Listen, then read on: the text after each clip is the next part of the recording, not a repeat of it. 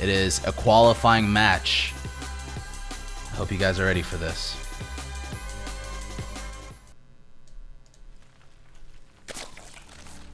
On the bottom right side of Catalyst LE, one of North America's most notorious Zergs, it's Kane from Infinity Gaming. And on the top left, one of North America's most notorious, and in fact the most notorious Protoss, representing the American flag, it's Mcanning.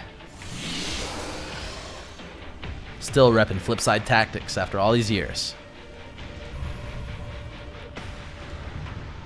Alright, ladies and gentlemen, get hyped. Press 1 in chat if you think the Can's got it. Press 2 in chat if you think Kane's got it. Or if you're just a fan, cheer your favorite player on.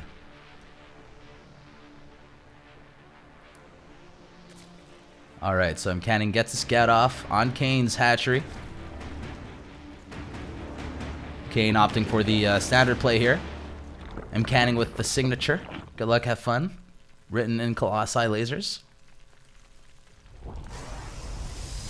The 20 Nexus once again. Standard opening. Alright. So just a complete standard opening.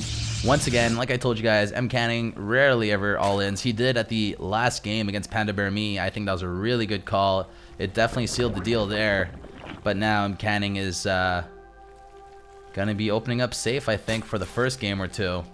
Unless his tournament life is on the line or something. I don't see him really deviating too much from the Stargate play. Kane, on the other hand, is also a very solid macro player. But I'm sure he's capable of whipping out the cheese, just like any other Zerg would. So the real question is Kane going to cut gas here? He does pull out 2 out of 3 drones, so he's got a little bit of gas income. So now the question will be, when does he take his third, and when does he put guys back on this gas? If ever he wanted to be sneaky against Mcanning, he could just put them back right now and go for an all-in. Especially because Mcanning isn't really scouting Kane's third base. But Kane is going to go for it anyways. And this Adept is going to be able to validate the third base as well. So we can just keep an eye on this. As I mentioned, the Stargate did end up going up. So no surprise there. Just complete standard game. For wondering how to play PvZ, this is how you should open. And I had this analogy, you know, where playing Protoss is sort of like doing Taekwondo. In Taekwondo, the back kick will start the same as the front kick, but it's a completely different kick. And as a Protoss, you can start off with a Stargate, but you can go into an Archon drop, you can go into a double Stargate, you can go into the Zealot all-in, Adept all-in. There are so many things you can do to follow through. And Mcanning is going for that Phoenix first to deny the information, although Kane's Overlord will see the Oracle. So Kane is aware of those first 2 units coming out of the Stargate, but the rest is going to be a question mark for him. He doesn't really have another Overlord in position, so basically the follow-up of Mcanning is going to be a mystery. He does wall off with the gateway, so yeah, there's no way that Kane is going to be able to see the next structure that Mcanning goes for. And that will be a Robo. But in fact, the Robo is built on the low ground, so if Kane does push with Lings here, he will be able to spot it. He hasn't spotted it yet, though. But I do suspect that he'd be able to spot it if he pokes the Adepts at the wall. I don't know if he'd want to do that, though. It would cost him a couple Lings, but it would be a good scout, so we'll see. Mcanning's Oracle is about to fly in at the third. We'll see what kind of damage he can get done here. Mcanning is going for the Forge, Twilight, and the Robo, as I mentioned already. Cute save on that drone. 0 kills on the Oracle, and this Queen is just going ham. Wow. Okay, that's a lot of hit points and shields just lost on that Oracle, and really just Kane leaving Mcanning no openings at all. And look at this cheeky Roach Warren here. This is a very hard one to scout because Mcanning wouldn't be very tempted to go past this Queen, past the Spore to get to this Roach Warren. He'd have to come from like an awkward angle like the middle here or the middle there and just sort of catch things. In fact, this would be a pretty good flight path to maybe get a few kills, but it's still very risky. So Mcanning will get the Observer. He's been loving his observers in PvZ, and honestly, they've been serving him very well, especially defensively. He uses it defensively for the most part, but this one's going to the other side of the map. So this Phoenix is just patrolling for any stray overseers, overlords, I should say. Not really going to find any. Nothing on his side of the map anyways, but it's good for him to be vigilant. And Kane is at 83 supply right now. 53 drones against Mcanning's 48 workers. So these sentries weren't really part of his other opening, especially not two of them. So I don't know if Mcanning felt a little threatened, or he's maybe just, you know, he's just getting them for, I mean, 2's a good number, right? So you just have them for his army. It's perfectly fine, honestly. But here we have 4 gateways being added. And right now, the probes are still being produced. He didn't really cut probes, so this is not like a fake third base or anything like that. It feels like it's going to get saturated. But Kane, he's moving out with a pretty significant force of roaches on the right side and mid-map. So I do wonder what he's going to get done with this. If we take a look at the army values right now, Kane's army value is almost double Mcanning's. I'd say it's Mcanning's army value is like 60% of what Kane has right now. So it's going to be a tough hold. He does have a shield battery or two that's about to finish. The Oracle is going to town on the Ravagers. That's a really good pickoff. I think Mcanning needs to get some force fields here on the Roaches, and he gets one. And the second Roach past the force field. He doesn't want to lose his probes here, though. All right, so the Oracle's doing a lot of good damage. The force fields are relatively good, but he doesn't section off all the Roaches. They're still able to get through here. So Mcanning in a lot of trouble. His Roaches are very, the Immortals are vulnerable. The Roaches are just pouncing on everything, and the GG goes down. Kane takes a swift game number 1. GG, well played. All right, so a rather decisive victory there from Kane, but I think he just blindsided Mcanning a little bit. He didn't see that coming. It was a lot of Roaches and a lot of pressure there, but I definitely wouldn't count Mcanning out just yet. He's definitely got it in him to take games off Kane. He practices on the Korean server all the time, but Kane is still one of the top players of North America, so definite challenge for the Can. And I'm loving the fact that there's a lot of tension here right now. It would be Mcanning's first time qualifying if he beats Kane. So hopefully he's going to be able to do it. And hopefully for Kane as well, because this is Kane's comeback. Like, he took a big break and he just started playing again, and I think he'd like to qualify. So both of these guys really just want it. They're both hungry, like I said. All right, so this is good. Set the scores up, making sure I can see my chat perfectly before we get in here. And all right, we had a lot of Mcanning fans here. We have some Kane fans as well, so that's great. All right, let's get into it. Game number 2 between Kane and Mcanning. Get hyped, ladies and gentlemen. Hope you guys enjoy. See you on the flip side.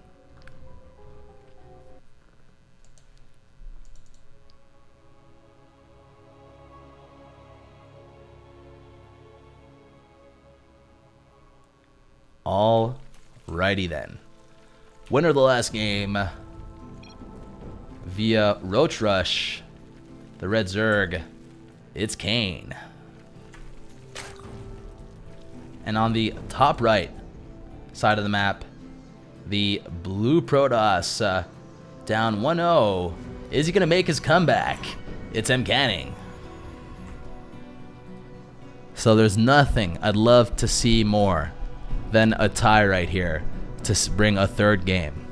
There's nothing I'd love more, despite having casted for over 12 hours today, than to cast a third game between these two. But we'll see what happens.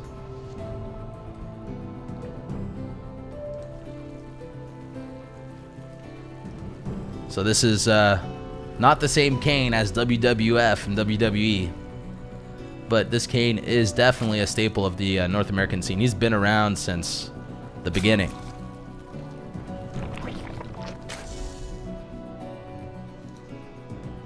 He's just a man with a lot of experience and a lot of talent as well. Okay, Mcanning pulling out the big guns here, guys. This is actually a fake cannon rush. Kane did not scout the forge, but you know what's crazy? He is not overreacting. Mcanning's gonna have to cancel everything. Wow. Kane not overreacting at all to Mcanning's fake 3 pylons here. Ultimate mind game, yet Kane called the bluff. What? Not a single reaction at all. I mean, I'm not quite sure what Kane's normal reaction would have been to that. Would he just have canceled the base once the pylons go up? Like, what does he do? Quite the mind game, you know, but you know what? Mcanning is still okay. He canceled all 3 of those pylons, and his Nexus is just slightly delayed. It's not the biggest deal ever. He's still in this. But let's say Kane pulled all his boys to defend that. I mean, Mcanning would have been in a great position afterwards. But unfortunately for him, that didn't happen. Or if Kane made like a spine or something just to respect the cannon rush, but it just didn't go down. It was strange. But very well played by Kane, honestly. He stayed very cool, calm, and collected. Alright, so we have an Adept. Oops, sorry about that. We have an Adept on the way here from Mcanning. It's shading across the map. Just going to confirm for the 3rd base and count drones once again. This is just standard scouting with the Adept. Typical information that the Protoss is going to want to have. When you see a Protoss go for kills with this Adept, it's usually like cherry on the cake and he's really just smelling blood somehow. But typically speaking, you don't really want to dive in for kills with this Adept. A good way to do it though is actually to shade away and run in, and he might be able to get a kill. But it's risky, so I think this is good. Just a couple scouts here, a couple shades, and then go back home, and he's good and dandy. I want to give a special shout out to my boy Nero in the chat, sharing 200 bits to the stream. Much love, much appreciation, dude. I'm glad you're enjoying the stream and the casts. So Mcanning actually let this Void Ray, excuse me, this, I'm so tired, oh my god. This, not a Void Ray, but this Overlord survive with the Phoenix, which is a little surprising. I guess he's trying to go after like Overlords that are further out on the map, and he's being a little greedy about it. But this Overlord now is going to stay in his base, and this Phoenix is going to have to go all the way back home to hunt it down. I guess it still creates a bonus kill for Kane, but Kane already has 74 supply, so he's really taking into account the Overlord that's going to die as well. So good foresight by Kane there, making the extra Overlords.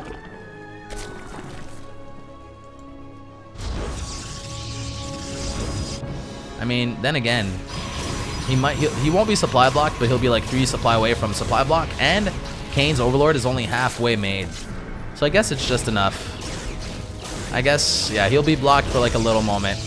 Like literally a split second, as you'll see on the bottom of the screen here. Oh, in fact, the Overlord just finished as it died. That's really nice from Kane. He did not get blocked for a second. Incredible. Incredible. He really built that Overlord in the last second that he truly needed it before getting blocked. So I just love his reactions. I love his calculations there. Really well played. Mcanning going for the fast 3rd base. I mean the standard 3rd base. Not really that fast. It's normal. It's a 5-minute mark base. And if we take a look at the worker count, Kane is only 4 workers ahead. So given, you know, the way that Mcanning opened up with the 3 pylons, I mean, he's all right now. He's in a decent spot. And Kane is making a couple roaches, some lings, 6 more roaches, but here's the deal. He's got a spire on the way. Where's the spire? Okay, it's in the back of his main base. So this Oracle needs to fly into Kane's main. But the thing is that Kane has done so much damage to it that Mcanning won't be really tempted to scout with this until it gets its energy back. And by the time this Oracle gets its energy back, I mean, this thing is going to be done. So unfortunately for the Can, I feel like he's not going to see this. He's not going to see this. This is a very early spire right here. And you know, another tell would be that Kane is going on all his gases right now. That is another tell. And you always need to determine if it's going to be Hydras or Lurkers or Mutas. So how is Mcanning going to get that scout off if this Oracle... Where is that Oracle now? It's at home, right? It's right here. So basically, Kane is definitely going to blindside Mcanning with these Mutas.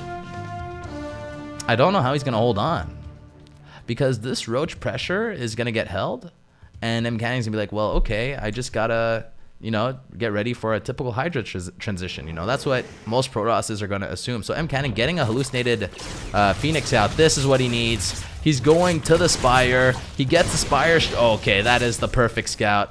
So basically, he gets what he wants, and the Mutas are leaving the base. So now he's producing a lot of Phoenixes. In fact, Mcanning should be able to hold on just barely. The Roaches aren't really a threat to this army. The Archon can stay here.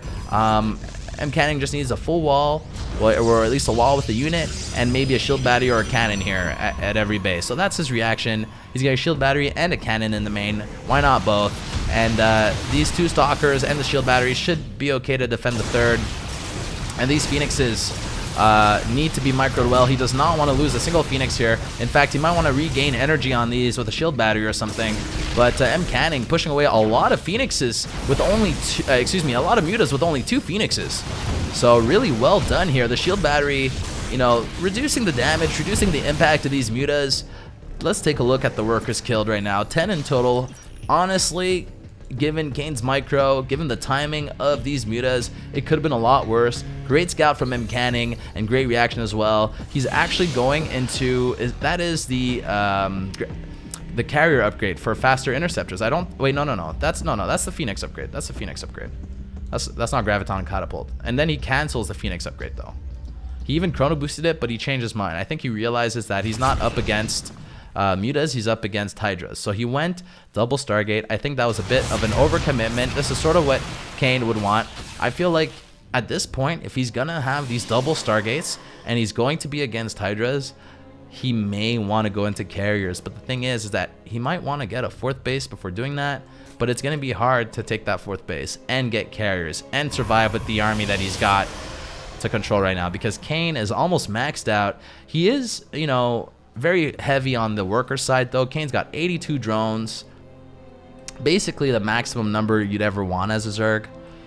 So I mean, his army won't be that massive, but it's still a very strong army and a pretty mobile army if you look at the Mutas, and it'll be very, very easily replenished because of the 80 workers behind it all. Kane is also going for his 5th hatchery. So this is definitely a big one for him, a big opportunity for him to seal the deal here. Alright, so these Mutas are going to kill the Adept. 3 Phoenixes to push the Mutas back. Just enough. Really the perfect number. As long as Mcanning micros it properly. And I really love his positioning. Mcanning is ready to deal with this army. He didn't take the 4th out of respect for the fact that he's really behind right now. But it feels like he'll have to commit to a big push after this, because Kane's economy and tech is going to be way too good. The storms are going down, though. Once again, a beautiful storm from Mcanning. But look at this flank from Kane. We got to zoom out here. This is a Zerg and Protoss sandwich. Protoss being the jelly. But goodness gracious, look at these beautiful lists from Mcanning. The Immortals are still reigning strong, but the Prism is picking up these Immortals as well. Wow, what a hold at the moment. Mcanning going strong, lifting up with the Phoenixes. These Mutas are doing nothing. He could even hunt them down with his Phoenixes if he really wanted to. And there goes the 4th base. Wow, honestly, given the lack of information, Mcanning is really holding on strong here. Taking this 4th, 50 supply behind. But you know what? He's got energy units. He's got the gold units, the Immortals. He's got some decent tier, decent tech, decent sophistication to that army. And he's got the answer to Mutas too. So, you know, Kane did not saturate this 5th, but you know what? There are some workers there. Honestly, if you take a look at the income, Kane has got 1,000 minerals, even more than 1,000 minerals a minute extra above Mcanning. So basically what this means is that Mcanning needs to be so efficient that he's killing 1,000 more resources every minute over Kane, or he's not going to be able to just keep things even. Like, he needs to get some crazy storms. But you know what's good? This army is a very stormable army. I mean, there aren't really any lurkers. There's nothing really keeping the storms from doing a lot of damage here. So we'll see. Mcanning is, that's not the best storm, but he's definitely scaring Kane away, but Kane is splitting up his forces. He's going for a multi-prong attack here. He's got some Lings, some Banes, some Hydras on this side, and in fact, we'll see if Mcanning clutches the Storms here. Oh, juicy Storms. That is efficiency, my friends. That High Templar absorbing so much damage as well. What a great defense from Mcanning. And now Mcanning's pushing the other army. He's got some Storms as well. He's got to move back, though, because there's a big concave and surround him. Balings and Hydras. These High Templar are out of energy. He's going to have to morph into Archon and bring all his army to this fight here. His whole army. Wow. Mcanning holding on to the winner's bracket at the very least. Trying to get this qualification. Such a big game here. Kane at 180 supply. Mcanning at 123. The supply gap hasn't changed. So in fact, Mcanning is still holding on. And the only thing that really changed, I mean, he saturated this base, and now Kane has taken the 6th hatch. So the economy is getting worse and worse from Mcanning, unfortunately, in comparison to Kane's, that is. Alright, so these Banelings are very strong. They could just kill this hatch, but he doesn't really need to use them for that. It's not efficient. And Mcanning giving chase to the other half of Kane's army here. So Mcanning is trying to intercept these guys and wrap around to defend his base. I don't think he's going to be able to make it there in time, though. So I think he should just try to kill these Hydras off. Get something done. Alright, so these Banelings, so many Banelings onto that Immortal. And now they're trying to go for drones. I like the pre-split on the probes here. Still, many go down. And Mcanning is taking a lot of economic losses. Alright, so the cannon is pushing out on the map. Kane is reinforcing. Oh my god, that toasty Storm. I gotta dish it out. That was really toasty there. Really nice Storm. Scepter Mass on all Lings. Alright, so this hatch manages to stay alive. Kane with the... Oh my god, another toasty Storm right there. What a game, guys. What a fight.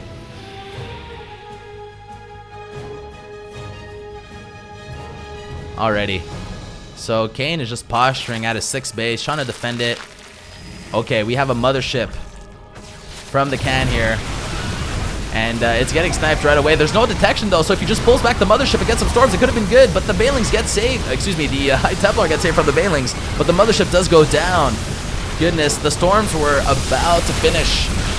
He was missing the energy to save the mothership there. So Kane takes game number 2 and sends Mcanning to the loser's bracket. So Mcanning's not out, but Kane qualifies. Congratulations to him. Wow, what a game, guys. What a game. Basically, at the end, those High Templar had just enough